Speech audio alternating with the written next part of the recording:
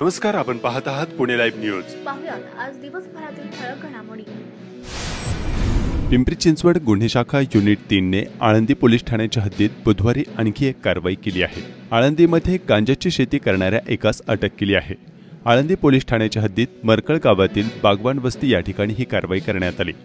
गंगे माने कामी वय वर्ष 58, राहणार बागवान वस्ती, मरकळ, तालुका खेड, मूळ राहणार नेपाळ याला अटक करण्यात आली आहे। त्याने शेतामध्ये गांजाची झाडे लावली होती। 2,13,000 रुपये किमतीची गांजाची 15 झाडे जप्त केली आहेत। त्याचे वजन 4 किलो 260 ग्रॅम इतके आहे। गंगे माने कामी हा बागवान वस्ती येथील एका शेतामध्ये काम करत होता। शेतकऱ्याच्या परस्पर त्याने शेतामध्ये गांजाची झाडे लावली असल्याचं पोलिसांनी सांगितलं। अवकाळी पावसाने अनेक ठिकाणी पाणी साचल्याने भूमिगत वीज वाहिन्यांमध्ये बिघाड झाला। तसेच वीज खांबावर झाडे आणि फांद्या पडल्यामुळे तारा तुटल्या। त्यामुळे अनेक भागात यंत्रणेत बिघाड झाला आहे। ग्रामीण भागामध्ये चाकण आणि परिसरात मुसळधार पावसामुळे महावितरणचे उच्च व लघु दाबाचे 10 वीज खांब कोसळले। त्यामुळे चाकण, कुरोळी, निघोचे, सारासेटी, नाणेकरवाडी, महाळुंगे आणि आंबेठाण या परिसरात वीज पुरवठा खंडित झाला होता। तो पहाटेपर्यंत टप्प्याटप्प्याने पूर्ववत करण्यात आला आहे असे महावितरणकडून सांगण्यात आले। मुसळधार पावसाने चाकण MIDC भागातील रस्त्यांची कामे आणि त्यांच्या दर्जावर प्रश्नचिन्ह निर्माण केले आहे। अनेक ठिकाणी पावसाच्या पाण्याने रस्त्यांना नदीचे स्वरूप आल्याचे दिसून आले।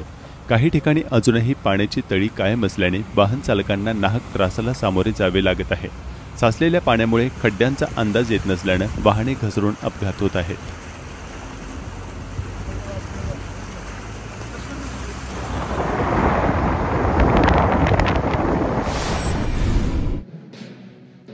पुणे जिल्ह्यातील भोर, मुळशी आणि खेड तालुक्यातील 4 गावांचे भूस्खलनाचा धोका लक्षात घेऊन 3 वर्षांपूर्वी स्थलांतर प्रस्तावित केले होते। मात्र त्यासाठी 63 कोटी 81 लाख रुपयांचा प्रस्ताव अद्याप मंजूर झालेला नाही। त्यामुळे स्थलांतर रखडले आहे। पावसाळा अवघ्या काही आठवड्यांवर आलेला असताना या गावामधील ग्रामस्थ आता जीव मुठीत धरून जगत आहेत। खेड तालुक्यातील पदरवाडी गावात भूस्खलन होण्याचा धोका आहे। या भागात स्थलांतर आवश्यक असल्याचे नोंदवण्यात आले आहे। अवकाळी पावसाने कोये येथे थिगळे वस्तीमधील बाजीराव थिगळे यांच्या पॉलीहाऊसवर वीज कोसळून पॉलीहाऊसच्या संपूर्ण कागदासह गुलाबाच्या झाडांचे एकूण 2 ते 2.5 लाखांचे नुकसान झाले। 2 दिवस उलटून नुकसानीचे पंचनामे करण्यासाठी प्रशासकीय कर्मचारी फिरकले नसल्याचं संबंधित शेतकऱ्यांनी सांगितलं आहे। खेड तालुक्यात मोठ्या प्रमाणावर पेसांतर्गत येणाऱ्या गावातून कायद्याची पायमल्ली करून मोठ्या प्रमाणावर माती उपसा सुरू आहे। आदिवासी गावातून नियमानुसार ग्रामसभेचा ठराव असेल तरच माती उपसा करता येतो। या पेसा कायद्याला हरताळ फासून आदिवासी बांधवांच्या अज्ञानाचा गैरफायदा घेऊन हे प्रकार होत आहेत। महसूलचे स्थानिक अधिकारी अर्थपूर्ण दुर्लक्ष करत आहेत। आळंदीत इंद्रायणी नदीच्या पात्रातून मध्यरात्रीपासून फेसाळ पाणी वाहू लागले। संपूर्ण नदीपात्र पांढऱ्या फेसाने वेढले आहे। कुरोळी परिसराला अवकाळी पावसाने झोडपले। शेतीतील बाजरी आणि आदी पिकांचे नुकसान झाले आहे। त्वरित पंचनामे करून मदत मिळण्याची शेतकऱ्यांची मागणी आहे। वाकी, तालुका खेड गावचा तरुण विजय गारगोटे यांनी एका कंपनीच्या माध्यमातून छोटे मोठे शेतकरी यांना हाताशी धरून एक नवीन बाजारपेठ उपलब्ध करून दिली आहे। त्यांनी आता पुण्यातील कोथरूडमध्ये आठवडे बाजार सुरू केला आहे।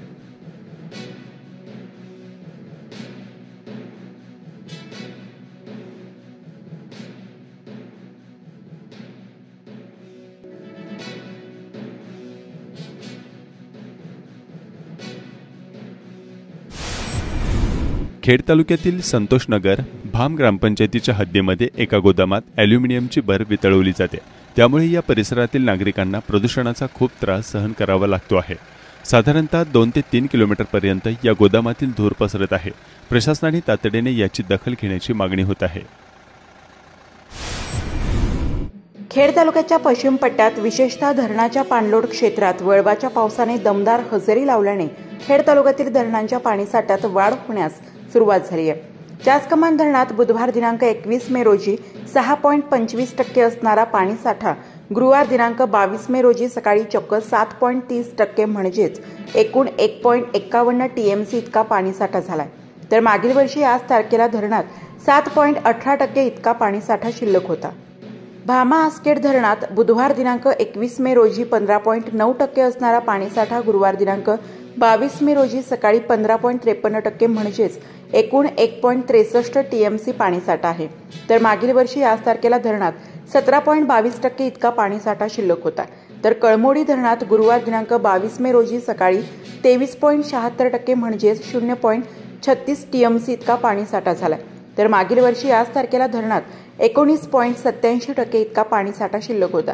खेड तालुक्याच्या पश्चिम पट्ट्यातील सह्याद्रीच्या डोंगर रांगांवर विशेषतः भामनेर आणि भीमनेर खोऱ्यासह धरणाच्या पाणलोट क्षेत्रात मागील आठवड्यापासून वळवाच्या पावसाने दमदार हजेरी लावली असल्यामुळे भीमा, भामा, आरळा नदीसह ओढे नाले खळाळून वाहत असल्याने धरणांच्या पाणीसाठ्यात वाढ झाली आहे. जासकमान धरण परिसरात एकूण 1504 मिलीमीटर तर मागील 24 तासात 4 मिलीमीटर इतकी पावसाची नोंद करण्यात आली आहे. तर भामा आसखेड धरण परिसरात एकूण 1378 मिलीमीटर तर मागील 24 तासात 37 मिलीमीटर इतकी पावसाची नोंद करण्यात आली आहे. कळमोडी धरण परिसरात एकूण 1791 मिलीमीटर तर मागील 24 तासात 29 मिलीमीटर इतकी पावसाची नोंद करण्यात आली आहे. चाकण MIDC भागात दारू व परमिट रूम बियर बार दुकाने जागोजागी उभी राहिली आहेत. यामुळे मोठ्या प्रमाणावर बहुसंख्य अवजड वाहन चालक आणि कामगार मद्यप्राशन करून अपघातग्रस्त होत आहेत. काही कामगार MIDC मध्ये देखील मद्यप्राशन करत आहेत. त्यामुळे अनेक संसार उद्ध्वस्त होऊन महिला कामगार यांना देखील असुरक्षित भावना निर्माण झाली आहे. त्यामुळे किमान कामाच्या ठिकाणी किंवा MIDC मध्ये देशी दारूची दुकाने आणि बार नको अशी भावना महिला कामगार आणि कामगार कुटुंबातील महिला व्यक्त करत आहेत. खेड तालुका वीज कामगार सहकारी पतसंस्थेची निवडणूक बिनविरोध झाली. अध्यक्षपदी रवींद्र नामदेव टाकळकर, उपाध्यक्षपदी सचिन उद्धव कळढोणे यांची निवड करण्यात आली. काही वर्षापूर्वी महाराष्ट्र राज्य परिवहन महामंडळाची बस बोरिवली ते घोटवडी चालू झाली. पश्चिम पट्ट्यातील बऱ्याच लोकांची मुंबईला येण्यासाठी सोय झाली, कारण पूर्वी मुंबईला येण्यासाठी वाडा गावाच्या शिवाय पर्याय नसायचा. ही लाल परी धावली खरी, परंतु रस्त्याचे काम त्या पद्धतीने धावले नाही. राजगुरुनगर ते घोटवडी हा रस्ता 50 ते 60 किलोमीटर आहे. या रस्त्यांवर खड्ड्यांचे साम्राज्य तयार झाले आहे. पाऊण तासाच्या प्रवासासाठी 2 तास लागत आहेत. अनेक गाड्या मध्येच बंद पडत असल्याचे स्थानिकांनी सांगितले आहे. सोमवार दिनांक 19 मे 2025 पासून राजगुरुनगर, लोणावळा, वर्सोवा, मुंबई या मार्गावर महाराष्ट्र राज्य परिवहन महामंडळाची ST बस सेवा सुरू झालेली आहे. ही बस यारी रोड, वर्सोवा, मुंबई येथील बस डेपोतून दररोज सकाळी 6 वाजता राजगुरुनगर या ठिकाणी रवाना होते. अनेक प्रवाशांना या सेवेबाबत माहिती नसल्यामुळे सद्यस्थितीत प्रवाशांची संख्या अत्यल्प असल्याचे ST महामंडळ यांच्याकडून कळवण्यात आले आहे. तळेगाव ते चाकण 4 पदरी उन्नत मार्गासह जमिनीस समांतर 4 पदरी रस्ता तसेच चाकण ते शिक्रापूर 25 लांबीमध्ये जमिनीस समांतर 6 पदरी रस्ता करण्यास राज्य मंत्रिमंडळाची मंजुरी मिळाली होती. त्यानंतर बुधवारी 21 मे 2025 रोजी महाराष्ट्र शासनाचे उपसचिव निरंजन तेलंग यांनी अधिकृत अध्यादेश जारी केलाय. याच अध्यादेशात नेमकं काय नमूद केलं यावर एक नजर टाकूया.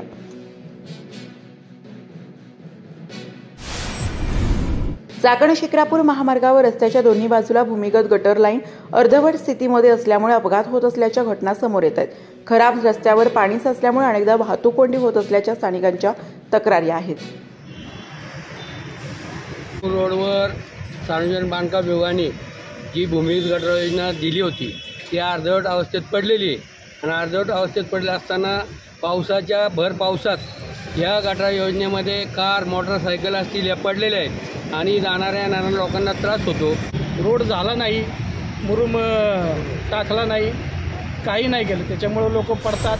खेड तालुका खरेदी विक्री संघाच्या स्वीकृत संचालकपदी तसेच रामकृष्ण बिगर शेती सहकारी पतसंस्था कडून तज्ज्ञ संचालकपदी संतोष नामदेव ढमाले यांची निवड करण्यात आली आहे. ग्रामस्थांच्या वतीने त्यांचा सत्कार करण्यात आला. महाराष्ट्र हे उद्योगांना प्रोत्साहन देणारे राज्य असून सुमारे 15,70,000 कोटी रुपयांची गुंतवणूक राज्य शासनाने आणली आहे. मोठ्या उद्योगांसोबतच सूक्ष्म, लघु आणि मध्यम उद्योगांना प्रोत्साहन म्हणून मोठ्या प्रमाणात सवलती देण्याचे राज्य शासनाचे धोरण आहे, असे प्रतिपादन उद्योगमंत्री उदय सामंत यांनी केले. चाकण औद्योगिक वसाहतीतील उद्योगांच्या समस्या सोडविण्यासाठी राज्य शासन आवश्यक ते सर्व प्रयत्न करेल, अशी ग्वाही त्यांनी दिली. चाकण येथील उद्योगांच्या समस्यांबाबत चाकण येथील सर्व संबंधित शासकीय विभाग आणि उद्योग संघटनांसोबत गुरुवारी दिनांक 22 मे 2025 रोजी आयोजित बैठकीत मंत्री सामंत यावेळी बोलत होते. यावेळी आमदार बाबाजी काळे, MIDCचे मुख्य अभियंता नितीन वानखडे, पिंपरी चिंचवड पोलीस आयुक्तालयाचे पोलीस उपायुक्त बापू बांगर, भारतीय राष्ट्रीय महामार्ग प्राधिकरणाचे प्रकल्प संचालक संजय कदम, फेडरेशन ऑफ चाकण इंडस्ट्रीजचे दिलीप बटवाल आदींसह उद्योग संघटनांचे प्रतिनिधी उपस्थित होते। यावेळी येथील कामगारांसाठी ESIC रुग्णालयासाठी 8 एकर जागा देण्यात आली असून याबाबतचे पत्र खुद्द मंत्री सामंत यांनी आमदार काळे यांच्याकडे दिले। मंत्री सामंत यांनी यावेळी काय सांगितले जाणून घेऊया। सगळ्याच विभागाच्या अधिकाऱ्यांच्या समवेत बैठकीचं आयोजन करण्यात आलं होतं। पावसाळ्याच्या अगोदर विजेचा प्रश्न जो इंडस्ट्रीमध्ये तयार होतो त्या संदर्भामध्ये आम्ही अतिशय चांगल्या पद्धतीने चर्चा केली आणि मला सांगताना आनंद आहे की पुढच्या वर्षभरामध्ये चाकण MIDC मधला विजेचा प्रश्न हा संपुष्टात येण्याच्या दृष्टीनं सुमारे 450 कोटी रुपयाची कामं ही मंजूर करून त्याच्या वर्क ऑर्डर दिलेल्या आहेत। 650 कोटीच्या कामाची मंजुरी मिळालेली आहे, त्याची टेंडर प्रोसेस सुरू आहे, ती देखील कामं सुरू होतील। अशी 1000 कोटीची या परिसरातली म्हणजे पिंपरी चिंचवड असेल, हिंजवाडी असेल, तळेगाव असेल, चाकण असेल या परिसरातली सगळी इलेक्ट्रिसिटी संदर्भातली कामं ही महावितरणच्या माध्यमातून आपण सुरू करतोय। MIDCच्या बाबतीतले स्ट्रीट लाईटचे जे विषय होते ते ऑलरेडी आम्ही मंजूर केलेले आहेत, रस्त्याची कामं मंजूर केलेली आहेत। सगळ्यात महत्त्वाचा हिंजवाडी इथला ट्रॅफिकचा जो प्रश्न होता आणि ज्याचा शब्द महायुतीच्या सरकारनं दिला होता त्याच्यासाठी 762 कोटी रुपये हे MIDCनं मंजूर केलेले आहे। त्याचा ॲक्विएशनचा जो विषय होता तो MMRDAकडे आम्ही दिला आहे, तो देखील 3-4 महिन्यामध्ये संपेल आणि 762 कोटी रुपयाचं रस्त्याचं काम हे रुंदीकरणात सुरू होईल। चाकण शिक्रापूरला 4000 कोटी रुपये जे मंजूर झालेले आहेत त्याचा GR देखील 2 दिवसापूर्वीच आला आहे, ते देखील आपल्या सगळ्यांना माहिती आहे। नॅशनल हायवेकडनं नाशिक फाटा ते खेड जंक्शन आणि तळेगाव चाकण शिक्रापूर रस्ता हे 2 रस्ते नॅशनल हायवे जे करतं आहे त्याच्या संदर्भामध्ये देखील मंजुरी मिळालेली आहे, टेंडर मागवलेली आहेत। BOTवरचे हे रस्ते आहेत, जानेवारी किंवा फेब्रुवारी 1st वीकपर्यंत हे रस्ते सुरू होतील अशा पद्धतीची माहिती मला डिपार्टमेंटकडनं देखील देण्यात आलेली आहे। ट्रॅफिकच्या संदर्भामध्ये पोलीस डिपार्टमेंटनं 3 क्रेनची आवश्यकता आहे असं सांगितलं आहे, त्या 3 क्रेन देखील आम्ही मंजूर करण्याचा निर्णय घेतला आहे। चाकणमध्ये जे ट्रक टर्मिनल आहे तिथे ट्रक जात नाहीत अशी असोसिएशनची एक जी अडचण होती ते देखील पोलिसांशी मी चर्चा केलेली आहे आणि नव्यानं 2-3 ट्रक टर्मिनल करता येतील का 60-60, 70-70 गाड्यांची, त्यासाठी देखील सर्वेचे आदेश मी दिलेले आहेत। या संदर्भात महिलांसाठी शौचालयाचा प्रश्न होता तो देखील आपण करतोय। सुरक्षतेच्या दृष्टीनं 350-400 CC कॅमेरे लावायचा निर्णय आजच्या बैठकीमध्ये आपण घेतला आहे। जो परवा एक दुर्दैवी प्रकार घडला त्याची पुनरावृत्ती होऊ नये आणि त्या प्रकरणामध्ये देखील मी पोलिसांना सूचना केल्या आहेत की त्याच्यावर देखील कडक कारवाई झाली पाहिजे। तर अशा पद्धतीनं अनेक असोसिएशनला आवश्यक असलेले निर्णय आणि इंडस्ट्रीच्या दृष्टीनं लाभदायक असलेले निर्णय आजच्या बैठकीमध्ये आम्ही घेतलेले आहेत आणि या बैठकीमध्ये मला सगळ्या असोसिएशनचं देखील सहकार्य मिळालं। त्याच्यात सगळ्यात महत्त्वाचा जो भाग होता तो गेली अनेक वर्ष कामगार रुग्णालय या परिसरामध्ये व्हावं ही इथल्या इंडस्ट्रियलिस्टची इच्छा होती आणि त्याच्यासाठी 8 एकर जागा ही MIDCकडनं द्यायची होती आणि ती प्रलंबित होती। ती 8 एकर जागेचं पोझेशन लेटर आजच मी असोसिएशनच्या ताब्यात दिलेलं आहे। त्याच्यामुळं कामगार रुग्णालयाचा प्रश्न देखील आजच आम्ही निकाली काढलेला आहे आणि असोसिएशनचं कौतुक एवढ्यासाठीच करतो की वॉर्डन जे ठेवायचे होते 50 वॉर्डन ज्यावेळी आम्ही CSRमधनं त्याची जबाबदारी असोसिएशनने घ्यावी अशा पद्धतीची विनंती केल्यानंतर ती जबाबदारी असोसिएशनने घेतलेली आहे। आमदार महोदयांनी काही बंधाऱ्याची कामं CSRमधनं सांगितलेली आहेत ती देखील त्यांना आम्ही विनंती केलेली आहे। त्याच्यामुळं असोसिएशन आणि प्रशासन हे एका दिशेनं चाललं पाहिजे यासाठी आजची ही समन्वय बैठक होती आणि याच्यातनं अनेक उद्योजकांना अनेक असोसिएशनना फायदा करण्याच्या दृष्टीनं आज आम्ही निर्णय घेतले। त्यांचे योगेश मसे उपस्थित नव्हते परंतु डिपार्टमेंटचे सगळे लोक उपस्थित आहे। MIDCच्या अखत्यारीमध्ये येणारे रस्ते त्यांची कामं सुरू आहेत। त्याच्यामध्ये हे देखील सांगितलेलं आहे की पुढच्या वर्षभरासाठी 100 कोटी रुपयाची चाकण औद्योगिक क्षेत्राच्या पायाभूत सुविधांसाठी तरतूद करण्याचा देखील मी आज निर्णय घेतला आहे। 100 कोटी रुपयाची कामं आपल्याला त्या संपूर्ण परिसरामध्ये करायची आहे। ती देखील एक म्हणजे त्याच्यातलं अजून राजकीय ज्ञान नाही की समोरच्यांनी जे सांगितलं आहे की राजसाहेबांनी शिंदेसाहेबांना भेटू नये, राजसाहेबांनी अमित शहा साहेबांना भेटू नये, फडणवीस साहेबांना भेटू नये. मला असं वाटतं, म्हणजे मला असं वाटण्यापेक्षा आपल्याला असं वाटत नाही आपण शाळेमध्ये असं करायचं. तू त्याच्याकडे बघितलंस तर मी तुझ्यावर बोलणार नाही. आणि राज ठाकरे साहेबांचं व्यक्तिमत्व आणि नेतृत्व एवढं छोटं नाही, इथे कुठची तरी अट घालून ते चुकतील. मग उद्या राज साहेबांनी अशी अट घातली राहुल गांधींना भेटून येतात. त्याच्यामुळे मला असं वाटतं की कोण कोणाकडे टाळी मागतंय त्याच्यापेक्षा आपण सगळे शांत राहू आणि काय होतं बघत राहू. फक्त मला काय वाटतं, माझं वैयक्तिक मत काय आहे, जो मी राज ठाकरे साहेबांचा अभ्यास केलेला आहे, एखादी व्यक्ती तुम्ही जी नाव घेतली त्यांनी जर सांगायला लागले की तुम्ही एकनाथ शिंदे साहेबांना भेटायचं नाही, माझ्यापेक्षा तुम्हाला अनुभव जास्त आहे, राजसाहेब झोपू शकतात. त्याच्यामुळं मला असं वाटतं की राजसाहेबांनी जर उद्या अशी मागणी केली की राहुल गांधींना भेटू नका, तर समोरच्यांची परिस्थिती काय होईल हे माझ्यासमोरचं प्रश्नचिन्ह नाही मोठं. त्यामुळे येतील न येतील हा नंतरचा प्रश्न. 50 पोलिसांची आता 250-300पर्यंत झालेली आहे. इथं 450 ते 500 CC कॅमेरे आपण लावण्याचा निर्णय घेतलेला आहे. त्याच्यामुळं अजून काही विकृत कृत्य अत्याचाराची होणार नाही. पोलिसांनी देखील गस्ती वाढवण्याचा निर्णय घेतलेला आहे. पोलीस देखील एक वेगळ्या पद्धतीनं त्यांचा चार्ट तयार करतायत बरोबर बसून. आणि पोलिसांनी जर मनावर घेतलं आणि चांगल्या पद्धतीचं पेट्रोलिंग केलं तर ही जी गुन्हेगारी प्रवृत्ती ही अतिशय चांगल्या पद्धतीने दिसून येते. चाकण MIDC क्षेत्रातील विकास कामांसाठी कंपन्यांनी सहकार्य करावे.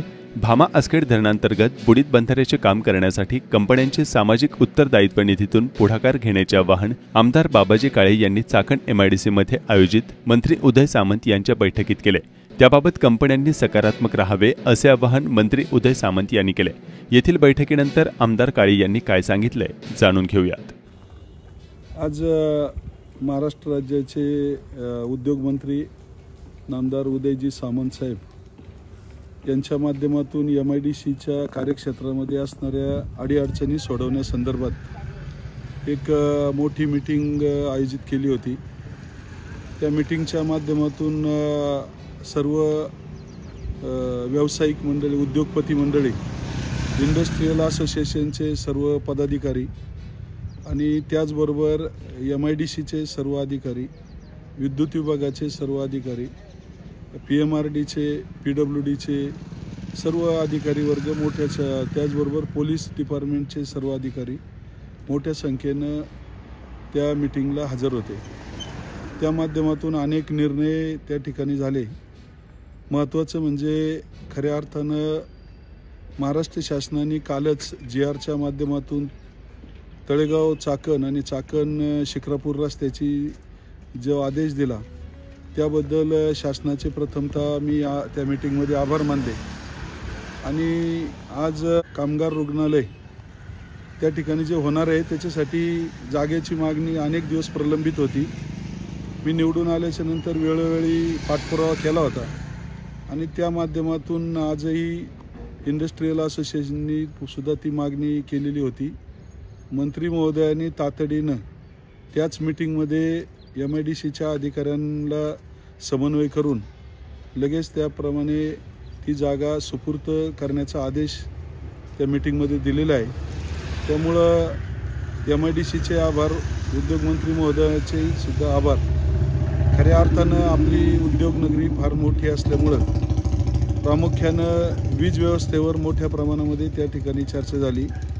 अंतर्गत रस्त्यांवर मोठ्या प्रमाणामध्ये चर्चा झाली आणि महिला कामगार वर्ग मोठ्या प्रमाणामध्ये आपल्या MIDCमध्ये काम करतोय.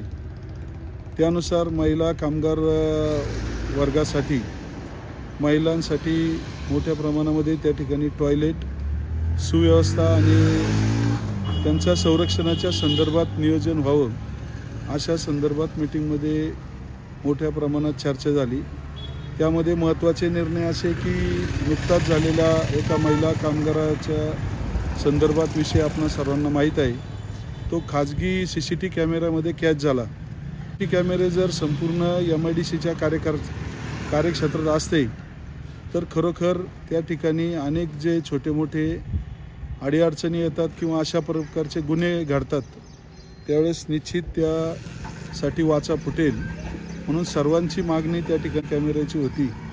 जवळजवळ 4.5 CCTV कॅमेरे त्या ठिकाणी बसवण्याचा आदेश MIDCला उद्योगमंत्री महोदयांनी त्या ठिकाणी दिलेला आहे. त्याही गोष्टीचं या ठिकाणी मी त्यांचं अभिनंदन करून आभार मानतो आणि त्या माध्यमातून MIDC असेल, अंतर्गत रस्ते असतील, वीज व्यवस्था असेल, ही तातडीनं कामं व्हावीत म्हणून सुद्धा अनेक प्रश्न मी पत्राद्वारे त्यांच्याकडे उद्योगमंत्री महोदयांकडे मांडलेले आहेत. टप्पा क्रमांक 5मधून चालू असलेला जो मोठा रस्ता आहे त्याची उर्वरित कामं त्या ठिकाणी पूर्ण होऊन ट्रॅफिकला त्या ठिकाणी अडचण दूर होईल असाही विषय त्या ठिकाणी मांडला. टप्पा क्रमांक 5मध्ये काही शेतकऱ्यांची जागा सोडवावी म्हणून त्या ठिकाणचा जो अर्ज होता तोही त्या गावचे बरेच शेतकरी त्या ठिकाणी मिटिंगला उपस्थित होते, मंत्री महोदयांकडे दिला. आणि त्याचबरोबर MIDC अंतर्गत रस्त्यांसाठी 100 कोटीचा प्रोग्राम द्यावा असं त्यांनी सूचित केलं.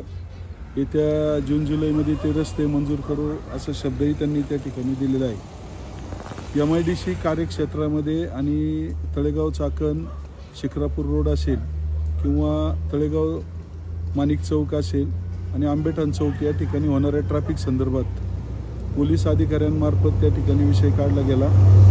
त्यांनी होणाऱ्या बंद पडलेल्या गाड्या आणि इतर गोष्टीसाठी 3 क्रेनची मागणी केलेली आहे. ती 3 क्रेनची मागणीसुद्धा त्वरित मंत्री महोदयांनी त्या ठिकाणी मान्य केली आणि ट्रॅफिकच्या विषयावर निश्चितपणे यापुढं मार्ग निघावा अशी अपेक्षा त्या ठिकाणी व्यक्त केली. असे अनेक प्रश्न त्या मीटिंगमध्ये मार्गी लागले आणि यापुढंसुद्धा आपल्या जे उर्वरित प्रश्न आहेत की काही गावांमध्ये MIDCच्या जागेमध्ये लोकांना बैलगाडा घाट असतील, त्याचबरोबर आपल्या गावच्या ज्या ग्रामपंचायत कार्यालय, पाण्याची व्यवस्था, अंगणवाडी, सांस्कृतिक भवन, क्रीडांगण याच्यासाठी अनेक गावांनी मागणी केलेली आहे.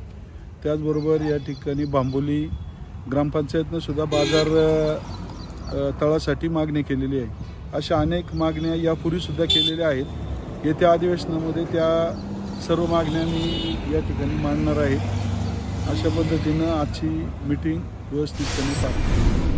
चाकण औद्योगिक क्षेत्रासाठी चाकण औद्योगिक नगरी प्राधिकरण स्थापन करण्यात यावे.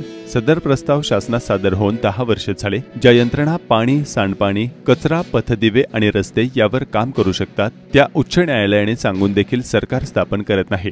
त्यामुळे औद्योगिक प्राधिकरण स्थापन करण्यास मान्यता द्यावी अशी मागणी जिल्हा काँग्रेस प्रवक्ते ॲडव्होकेट निलेश कड यांनी उद्योगमंत्री उदय सामंत यांना केली आहे.